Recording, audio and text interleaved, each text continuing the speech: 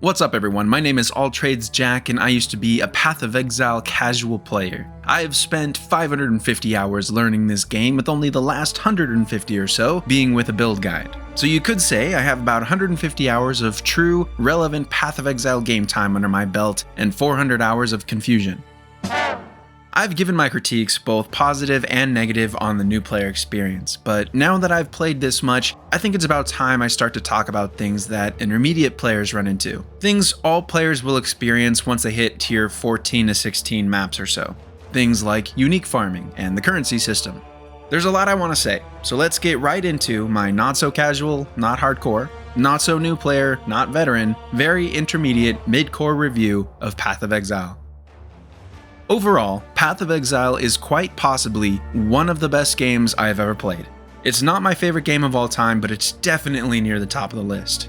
Of course, I'm gonna have my strong critiques, but I can't deny that every time I think I'm burnt out and want to quit PoE and uninstall it completely, I can't go through with it.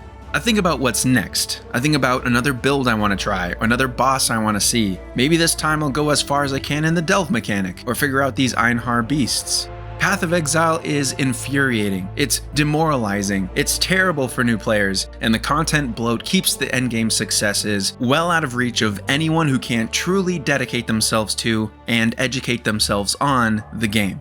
But it's also incredibly rewarding. Path of Exile is high-intensity ARPG fun with critical thinking and character building as its main feature. The possibilities are endless and the learning never stops. It's a game that you need to take your time on, because there is a high probability that you could get burnt out. There's no point in speeding through all the content without enjoying the journey, because you may never reach the end of the game anyway. My favorite thing about Path of Exile is that I could play years on end and still be experiencing new things. It humbles you. It forces you to enjoy your time playing instead of rushing to get to the newest and most difficult endgame content.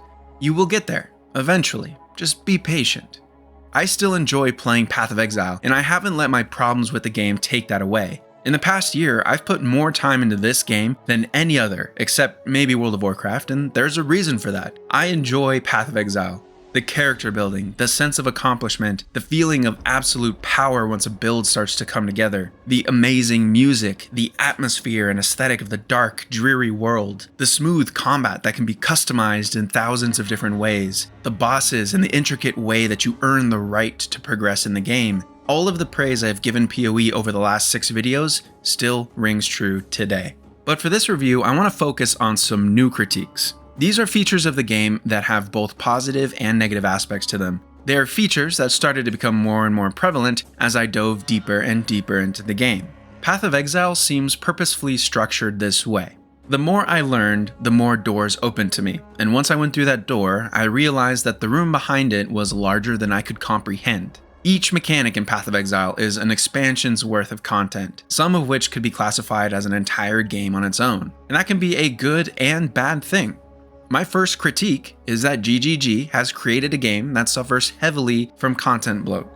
Path of Exile has been out for 10 years now, with many expansions and leagues releasing new content every 3 months or so. And I know I've said this before, but good lord, there's just so much to do in this game. For longtime players, it means that they can have an intricate web of content that never gets outdated or becomes useless. The game is fresh every season, with old mechanics still having value as new ones are added. But the flip side is that anyone trying to come in and try out the game is going to be bombarded with all of this content at once, and have to learn how each mechanic works with each other without having been taught the building blocks to the game first. What can be found in the delve mechanic that I can't find in the heist mechanic? What crafting recipes can I unveil that I can't find in different maps? What can I find in the temple incursions other than rooms of treasure, or is that just a mechanic to get a bunch of loot at once? The problem with this is that it seems like each league mechanic can heavily benefit your player power to the point where build guides expect you to use them in order to create an endgame viable build. For example, the Righteous Fire build expects you to get the Charisma Anoint, which I had no clue how to get. I didn't even know that you could anoint items until I randomly ran into Sister Cassia in the Blight mechanic. And at that point, I was only anointing rings, saw that it was just giving me modifiers to help with the Blight mechanic battles, so I completely wrote it off. Luckily, there is a ton of online help for the Righteous Fire build, so I was able to figure it out, but can you imagine trying to understand this on your own? And this isn't just a new player's problem, this affects everyone. The knowledge hike doesn't stop after you get to the endgame. In fact, it gets to be much, much more. The amount of effort it takes to navigate through all of these mechanics is far more than most gamers are willing to give. And I know, the answer that I and most PoE players would give to that statement is that it's okay that Path of Exile isn't for most players. Path of Exile is more of a niche game. It's not a small community, but it isn't for everyone, and that's okay. But here's where I personally ran into a bit of a dilemma. I don't make videos as a job. I don't do YouTube as my primary source of income. Actually, to be completely honest, I make very little off of YouTube. The reason I post videos is because I genuinely love making content, seeing the reaction you all have, and reading and responding to comments. Over the past year, Path of Exile has been one of my favorite games to make videos on because all of you beautiful viewers from the community have been so welcoming and have left comments helping me with my builds and generally discussing the game. But recently, I've been given a horizontal promotion at work, and the amount of free time I have has been cut down by a lot. And I've found that the time it takes to learn, grind, and play Path of Exile and continue to make meaningful progression is far more than I'm willing to spend most nights. I have to keep my daytime job. I want to keep making videos, and I want to play Path of Exile, but it's hard to do all three. It's not that I've stopped playing, it's just that my progression and achievements are becoming harder to complete with the limited amount of time I have to learn as I play.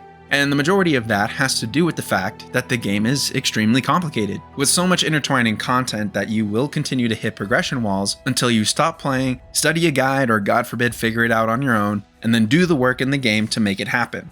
I've had less and less time to do that, and it sucks because I really want to play the game. I really want to keep feeling that sense of accomplishment and reach parts of Path of Exile that I haven't seen yet, but as my responsibilities in life take away from my time to play, I am realizing that I may have just come into the game too late. And without the time I had as a younger man, I can't keep up with the sheer amount of knowledge I need in order to play. This is my real-life example of Path of Exile becoming too time-intensive for me to keep up with.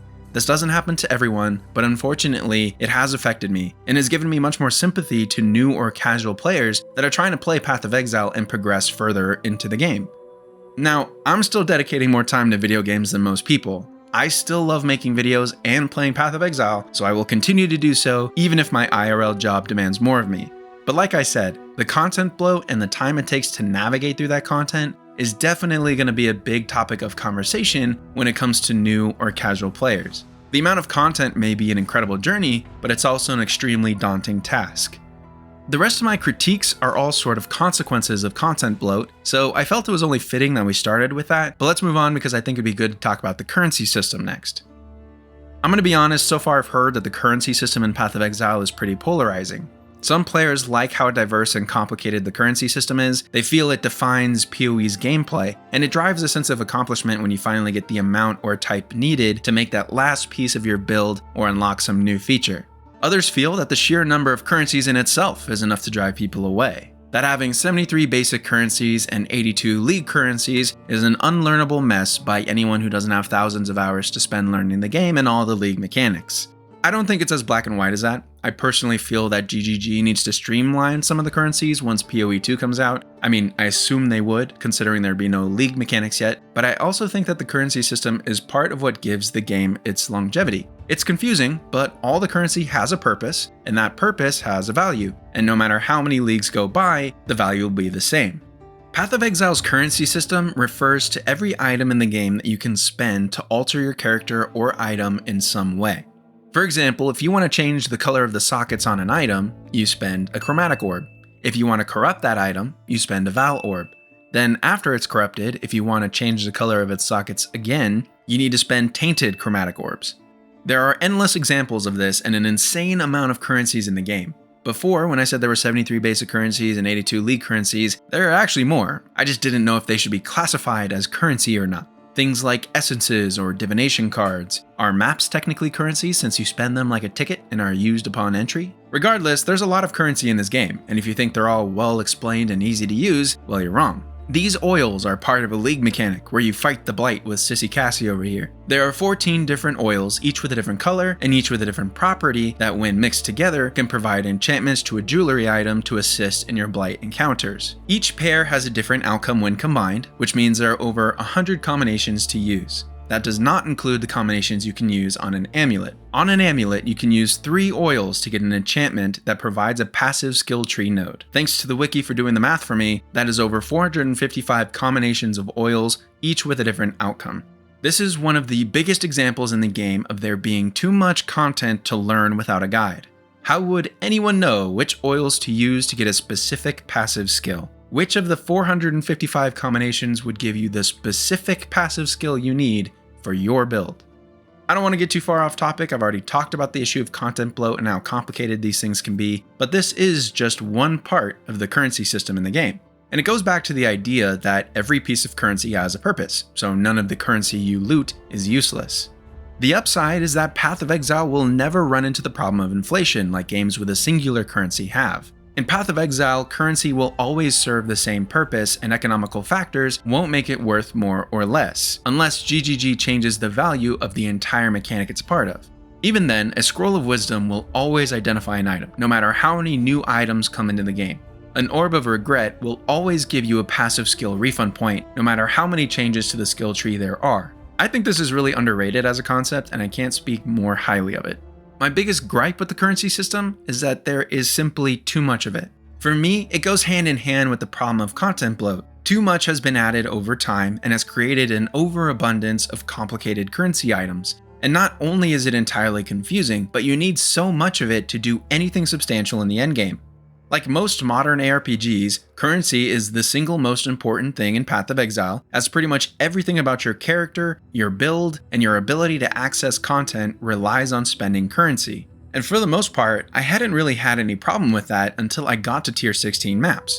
My Righteous Fire build got to the point where I needed to get my 6-link chess piece set up in order to get a high enough DPS and survivability to beat some of these bosses. I didn't have a 6-link chess piece, so the first thing I did was look up how to get the 6-link recipe. It took me a while. I grinded different maps and the delve mechanic to try and get the 6-link recipe, and eventually I found it. I was beyond excited until I saw how much it cost to craft.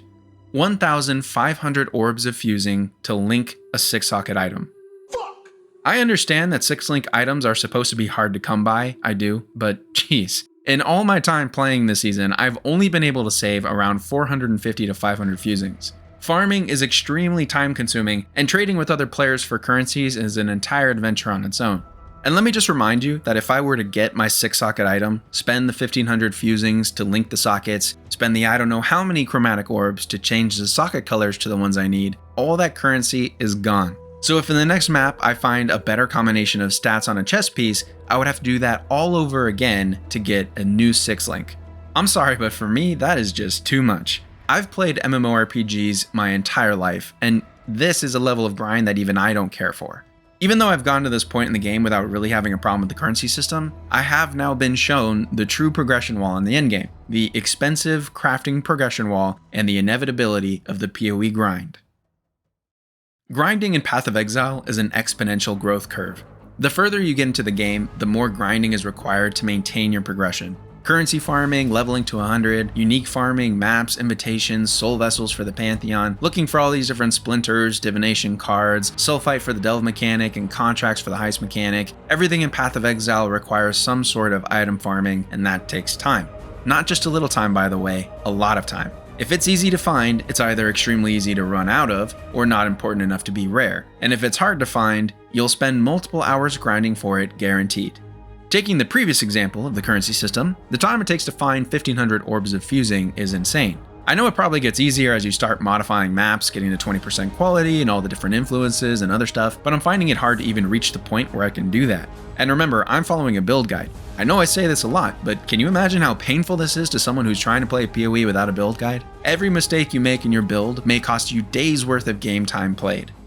Just like every other critique I have, the absolute monstrous grind that PoE introduces has two sides to it. The upside is that the crazy amount of work that goes into completing anything really boosts that sense of accomplishment. The feeling of satisfaction that you get when you finally get that combination of stats you were looking for, or finally have enough currency to craft something special, is only that much sweeter because of how much effort you had to put in to get it.